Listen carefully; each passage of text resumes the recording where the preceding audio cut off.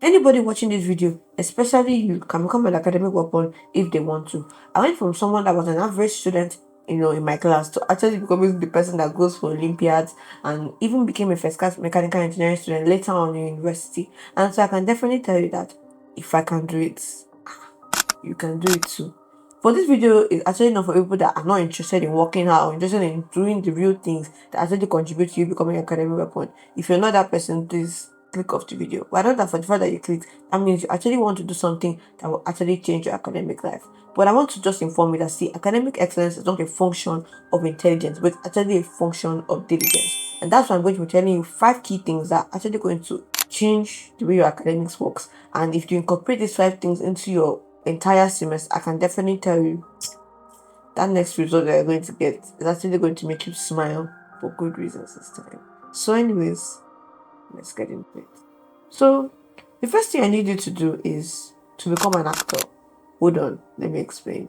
So think of any good actor that you know. Robert Downey Jr., Chris Bryan from The Summer of Property. Just think of anybody. What makes their acting so good?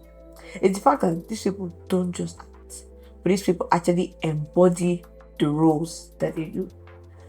Think of any great show that you enjoy watching. It's so good and you enjoy them so much. Why? Because as you're watching the show, you don't even remember that they're acting. And that's what I want you to do. I don't want you to just try and embody the things that an academic weapon does, but I actually want you to embody it. Think like the academic weapon. Move like the academic weapon. Walk like the academic weapon. If you even can, breathe like the academic weapon.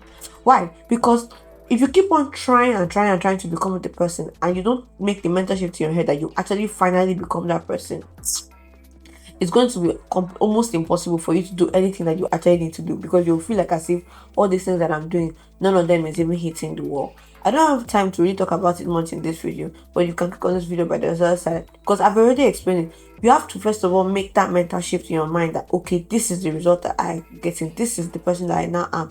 If not, you will never actually end up getting, that result that you get. I was recently reading a book, and the person was like, a man is what he thinks about all day long. So you need to incorporate the thoughts of an academic weapon. You need to think the way an academic weapon would think.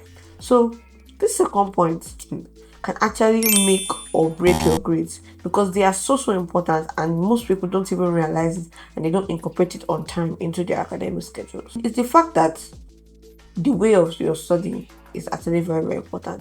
I know that we're in a system where people talk about how you need to study smart, but there's a part of it where I actually want to change the narrative, and actually the fact that you need to study smart, yes, and also study hard.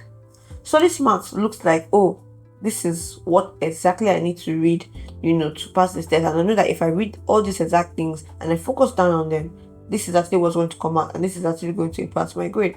You're not going to start reading other unnecessary things that you know that will not actually help you to get that grade. So then, studying hard now looks like, okay, I know the things I need to read, I know the things I need to cover, and now I'm going to keep on hammering on all those things every single bloody day until it gets to the test. Don't just study smart like, oh, I'm going to also study the specific things I need to study, and I'm only going to give it like 30 minutes in a month or 30 minutes in a week to my academics, and you expect that you're going to get the exact same grades as an academic weapon. It's not possible. What you actually need to do is actually study smart and then study hard, because you cannot beat the person that actually puts in the work and actually does the essential things that they need to do to actually achieve the result. And so, talking about studying smart, that's why we should be incorporating new things, great things like Thea study. So Thea study is not like any study AI that you've actually been seeing recently. And what I love most, about Thea study is the fact that you can actually upload your notes, and the AI on Thea study actually will create personalized questions, flashcards, and things that you can actually use to study. And it actually creates, study kits for you that you can actually use to understand your way of reading. And if you know me, I love talking about flashcards because they are a very, very important part of active recall, which is very, very necessary for you to actually understand what you're reading and actually get moving in your academics. So if you're somebody that your school now you have network all the time, even if your school does not have network all the time, you can still use this software to generate your flashcards, actually engage in active reading, and actually help you to understand more what you're reading, actually have the AI explain it to you and help you to memorize key concepts so that you can actually do better in your academics, you know, this year. And what I love most about this theater is that it's actually for free. All you just need to do is create a free account, upload your material, and start using theater study today to study and actually get ahead in your academics. So if that sounds really, really good to you, click in the link in my description to actually create your free account today so that you can start using theater study to actually better your academics. And actually don't just study hard, but study smart. So yeah, this is not a paid sponsorship, but I just think their study is really, really good, and yeah, you should probably use it if you actually plan on studying smart and not just hard. This next point is a point that I discovered in my secondary school actually, and ever since I discovered it, hey, I've never turned back, and I will never turn back. And I'm going to describe it using the 6 month audition. So before Ariana Grande actually auditioned for Glinda in Wicked, she actually spent 6 months training her voice to actually be accustomed to the classical way that she was going to be singing inside of Wicked. She spent a whole lot of time training to ensure that actually she was well fitted for that role that she actually wanted to be in.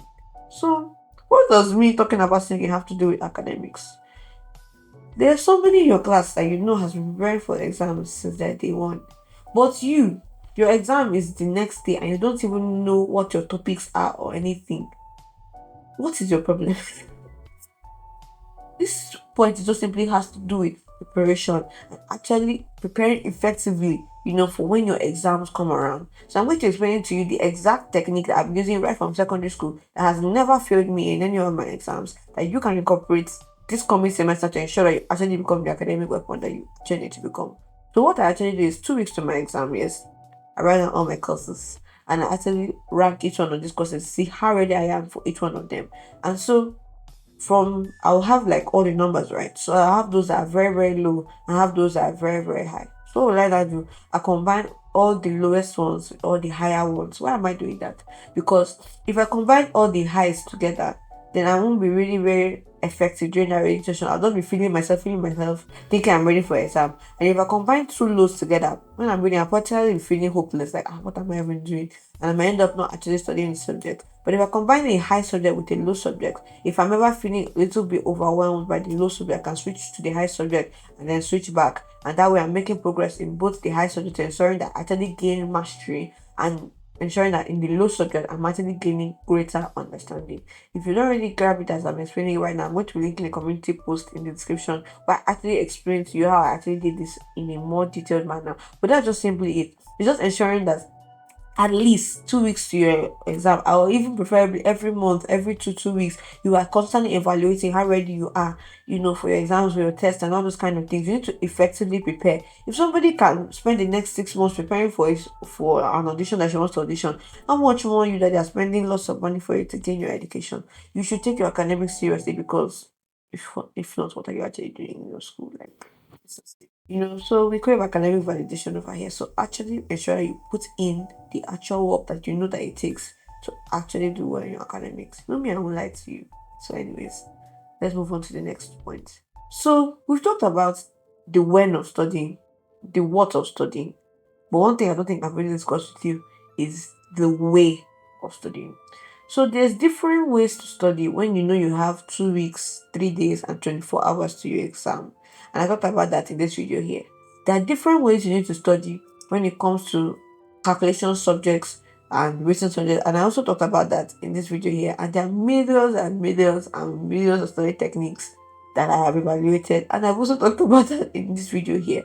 So don't just use one general study method for all your subjects. It does not make any atom of sense.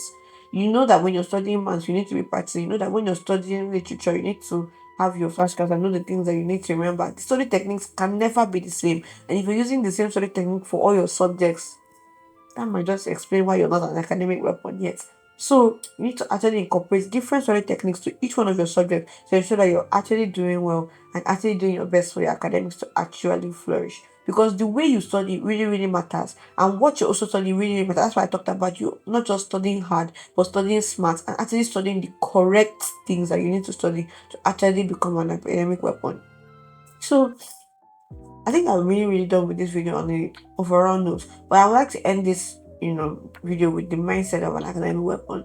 You cannot just go into school and you don't think that you're actually going to become an academic weapon, and then all of a sudden you think you just become an academic weapon. It's not possible. Every great thing that happens in this world starts from the mind. And once you believe that you can actually become an academic weapon, you've actually finished like half the battle. So actually ensure that you work on consistently improving your mind and making yourself, believe that you can actually become an academic weapon, because that's where the real work is.